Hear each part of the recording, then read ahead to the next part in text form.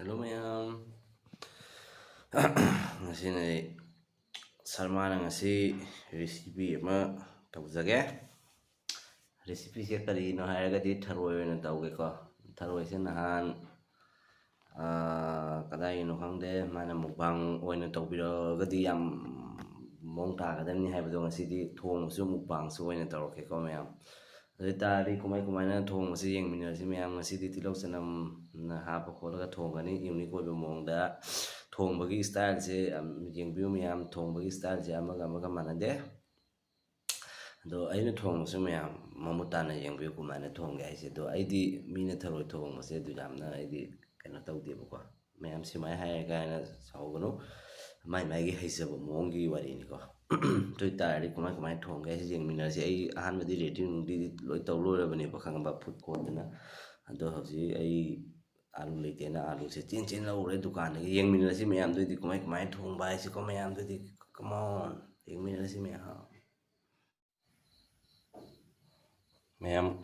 khang thangale khang sare kang na ngawdo ngawasi kanagumum di ngawda mare se kang na ngawbisina kai no di sa sing yawdo kang channaba sen hape me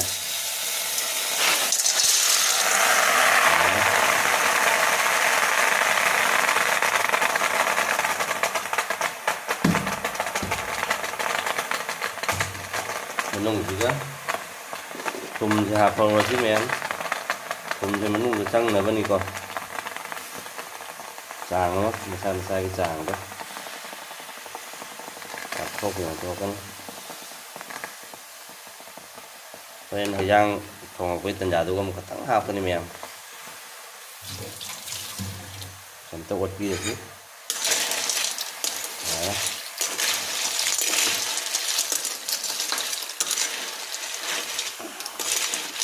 yang pada yang biar ngasih di mamut tanah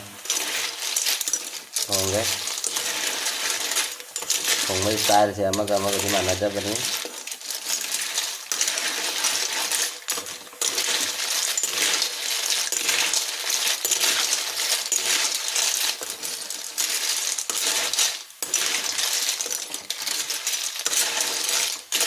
mana olang ngak thambiro ma'am ngौबो लोइना सिगा थांदरे सिगा आलू इरोनबा के ग्रांग अदो mix तवरoi ngasi di pura oin direct sok tawrni si hana ngawani thau jayani bako mare pang stang na bako manungda ado yango ngasi di thongbe style jamaga manadamni se hanjana haige to jengbiu samana thongmasu mamutana jengbiu me mamutana jengagani kumaina thongye khangane bako adoi tari khang thangale khang sar mare jadi ma'am thau hay ra si ma'am thau hay ra tharoi thongbadi thau se tang nam tak tara hawani ma'am se thau hay ra ko he thau hay ra thau su dharagi sing thau hay se ma'am oya kana gum ni thau se jam sa je oi abi chang thai re ma'am sa ra kan da sok tawni maroi pang ni siga ha ina hana sem na loya siga tespata le asina phadigom le lora kan ko kumna soani asiga haribo khara laujare channom khara laure sing ne methi ne maroi mapunda de ni se na kopi kada re ko e tilau khara le je ngari le se ni ma'am tespata hana jai re si han ba tespata khatang jam laure asigi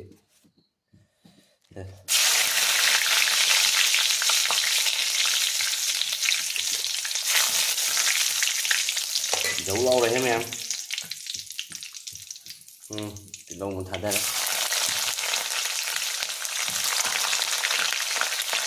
em chắc không bao giờ thả chứ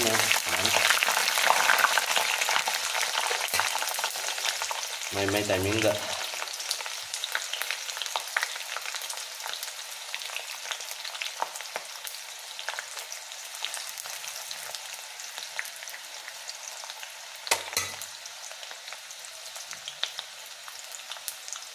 sẽ ngari game là màu rồi chứ đang là mình là vậy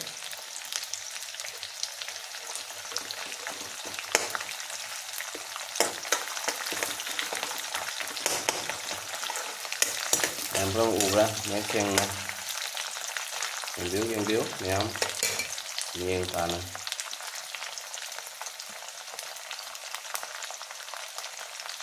người ta đi marui cái nó sẽ mẹ kia sẽ hạt ra là cái mềm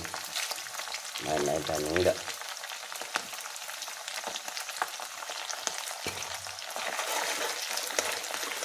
là mình tay thôi đấy ngari akan đấy karena aku ngari sih lau lah hak na đấy karena nak ngala lah nak alu di luar mẹ ama cái thùng cái xài thì mình cái rồi giống máy nó ngọc phụ nó đi trên hầu hiên mình rồi mà nó chỉ nó hiên mình trên gì đi cái làm ở đây máy nó thầu nó phụ ở dây gì nó hầu hiên mình rồi cái em cho nó mua thay em ok đây nhé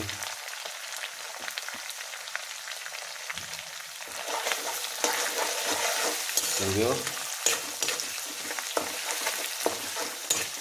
aku pinang hafal lagi nam aku pin mau habis ya kita tak pin mau habis ya memang itu aja sih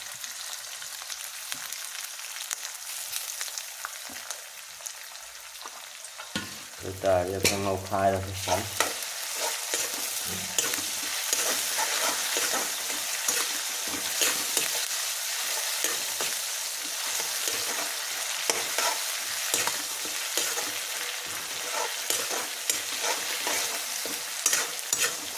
mình thôn ngọc yêu con mèo bây giờ đi làm tiếng đó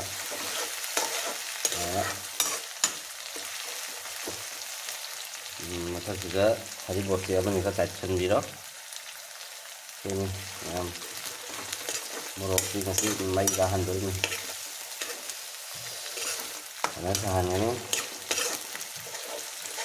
ini masih di thùng một chút sao tàu giờ chết rồi đó mẹ mấy cái nó đâu đấy mẹ đi qua đấy nó thằng ở đây không có là cái mẹ cái phục cầu quay thì con người ta đi thả bây giờ phải thả gì đó máy là mọi người đang xem một vật gì đó phải nữa rồi mà tung ra thế này mà ngã một cái này là mà tất cả đều còn được hạt chân giờ này làm những điều những mấy cái máy này được máy là phải rất là ổn đi đâu em mấy đi xây thành nhà chứ mấy dòng cái nó lấy sắp tới giờ thì có mèo rồi bằng những cát phần này mình mấy cái lấy thay điếu rồi mình đi hạt vào cản được đó mấy cái lấy sắp tới giờ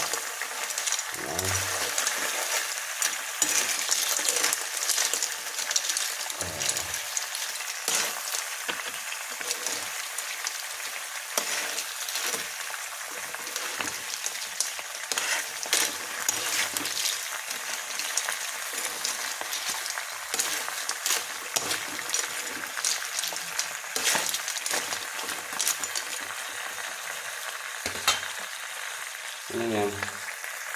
le karena masih pokok kayaknya pokai deh yang jadi alu ini roll tambah aja batu merang roll hap ya ya hasil lah sih ya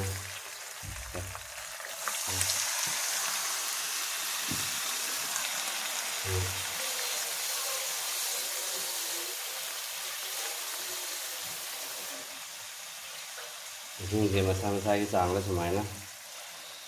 jadi kalau mình hilang sana ini nào nó phát lòng thành cái itu nih đây thì tôi mới giảm đăng hơn lối mình đang cái gì học thế rồi là ta khá bê thả gì chứ mà chú sẽ phải tăng qua đi cái nào ta tăng bù là cái con bù ta tăng một cái phù gì vậy cái phù nó thả ra là cái gì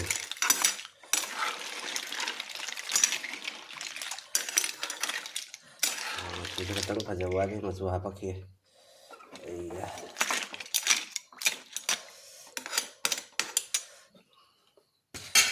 đây rất là hấp đấy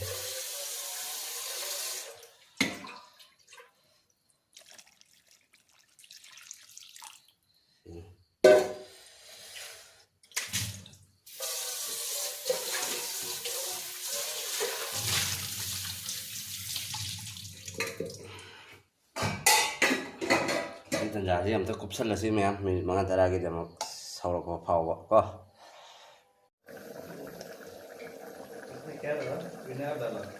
vinegar थोड़ा डाला अच्छा है लगा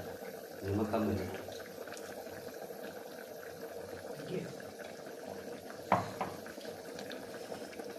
थोड़ा लगेगा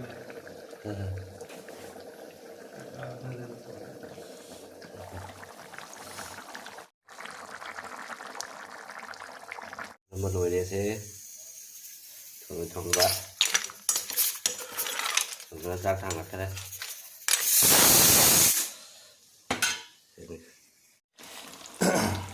ย่างทะเลทงมาย่างให้แบบคอมพลีทเลยแบบนี้นะคาเมนบุนาต้องต่อนี่คาเมนแค่ที่คาเมนจะอู้จะอู้ละจะอู้จะทำมุไหลมาเลยมันมาคนใจวะทำผู้คนก็เอาเลยไม่นี่มาเซนี่เซคาเมนจะอู้จะเอาเลยเนี่ยต้องทุกสิ่งใช่ไหมทะเลทงมันต้องเอาคอมพลีทเลยđể không xuống cái tay thì cái anh tay thì thế không mà trắng tua lá mà dù trắng tua là bật rồi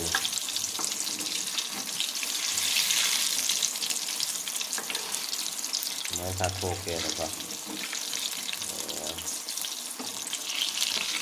mệt kìa nó mệt kìa mệt rồi kìa một rồi kìa mẹ một rồi kìa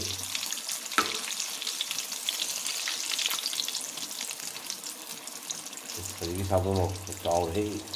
con của em tạo ra một cái gì tay thì bắt đầu học theo chị em xem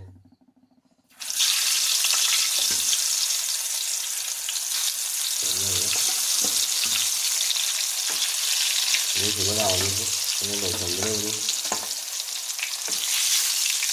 tấm mặt tiền phải đổi thành với mấy khả năng của nàng ngon với mấy đấy cho nên là ngày khi mà tiền anh chỉ mà giờ hơn như thế là tidak ini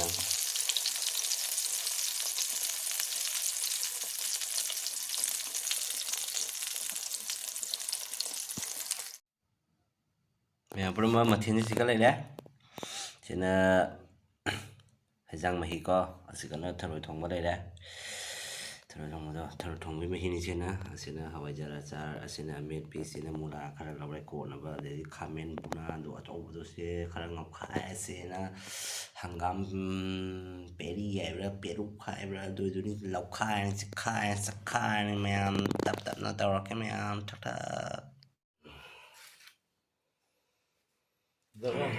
mẹ bro hầu rồi cái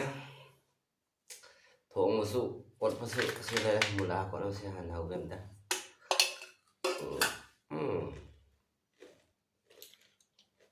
đó ăn mà ghi đấy mà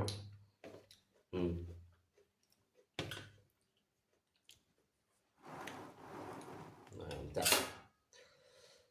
thì thằng bom đi chơi này mày cái nó có lạc sẽ rồi Jira powder डाली हाँ lasso पहले लासी ये video ही है ना video से तो ये देखी वो नहीं जब नहीं की खाइले थाकना हम बिचरी नोले मोलबो बा के मास मुझे वो है करने करते हैं ये हम चेक करने को था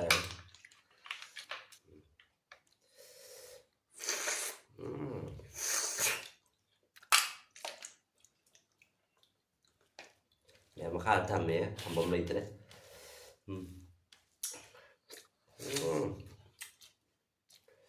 mula tu loh mula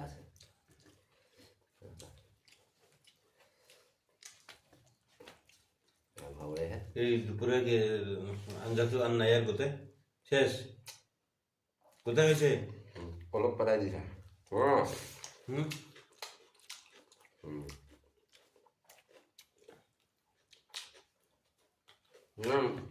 nó chắc chắn hả? Chỉ tin rồi. Hỏi mà.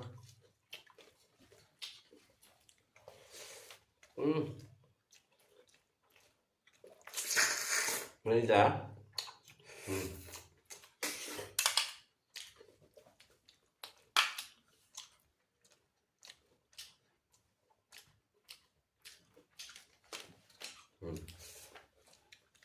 Kami itu kami bisa makan. Ini mah kabel lagi aja.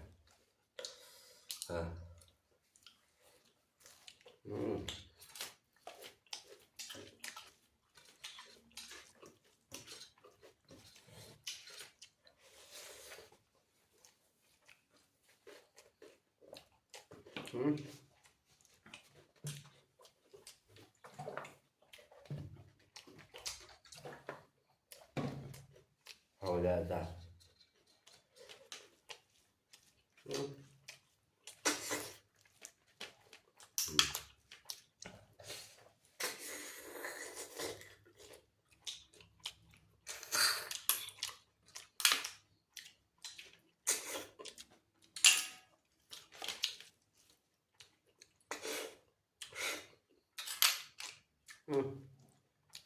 Paling itu disun.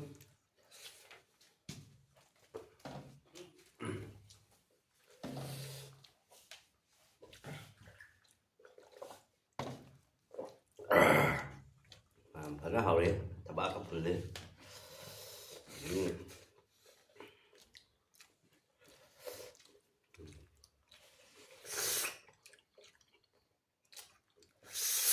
Làm hào hào cả bên.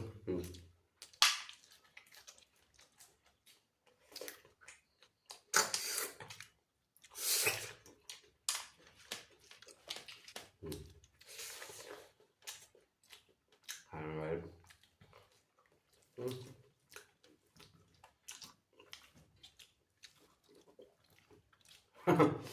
Nonton mana? Nonton mana? Tak kêu gì.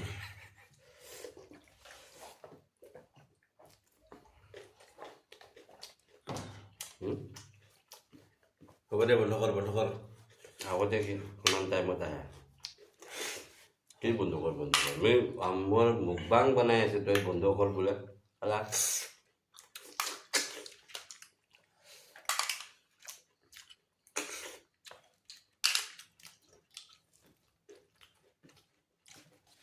Ayo bang sini yung mam terbaik.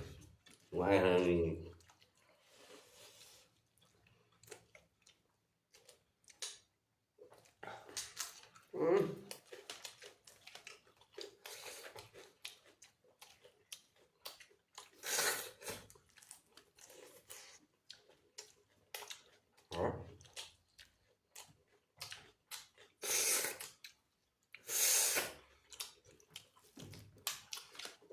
Nah, cho mình tiệp xã hội đấy.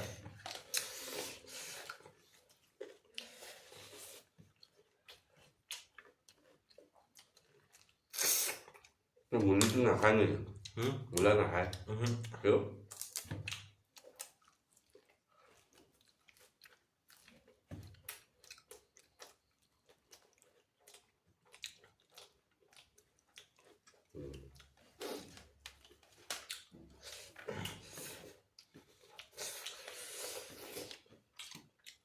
Hả?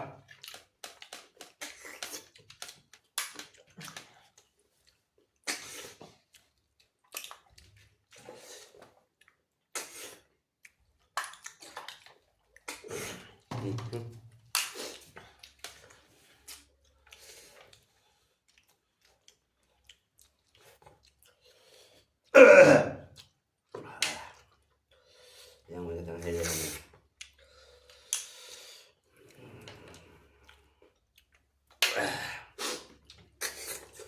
Đấy hồi này.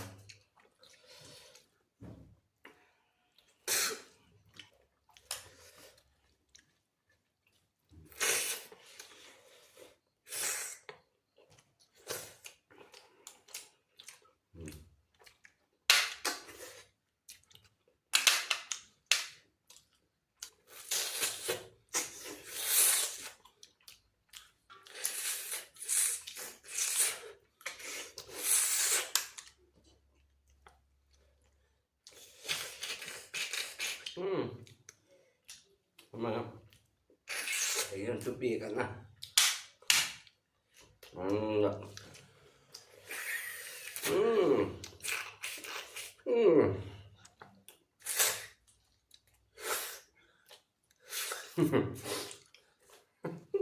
lại thế này জামুত্তর কি হতো রে hả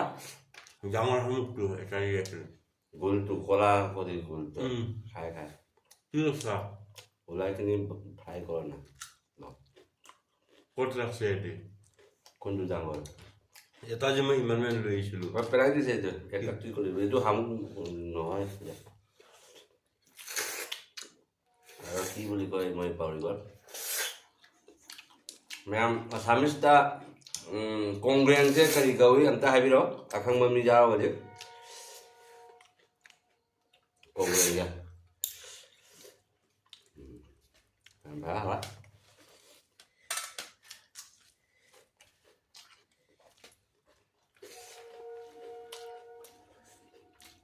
Kalau jauh dah, ini tahu kan?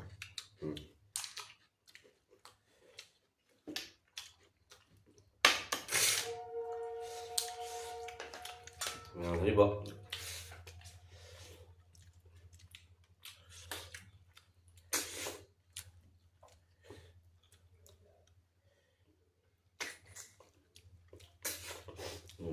Kata thangwa taruh yang jauh.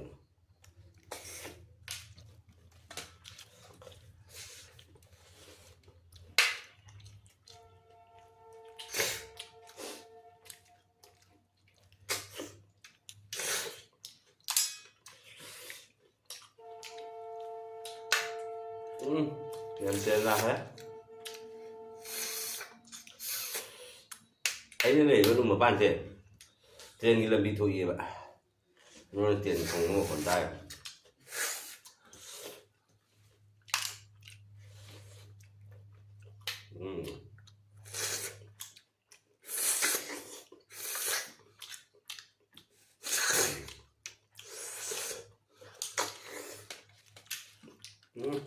một da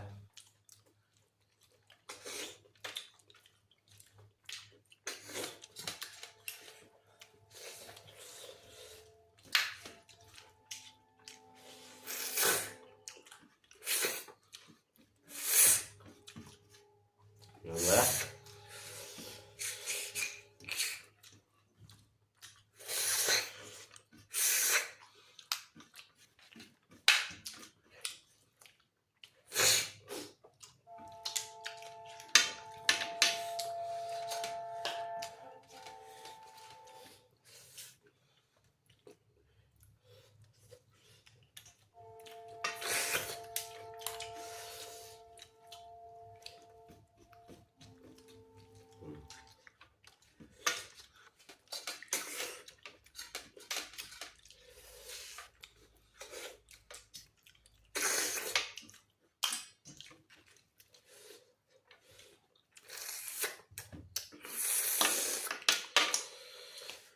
Tahu ya makan itu cepat kan cuma mudah sana doni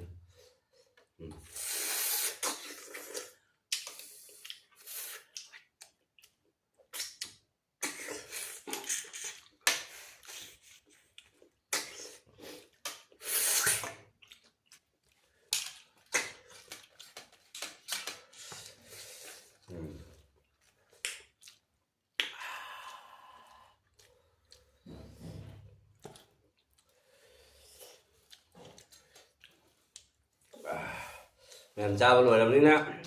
đang sẽ cái nữa chứ mem thằng cái video đó muốn này thế video thu bên ngoài video đấy like subscribe cậu tàu có cầu với mem một thằng mình làm không được thôi bye bye thằng cái video đó muốn này chứ mem ha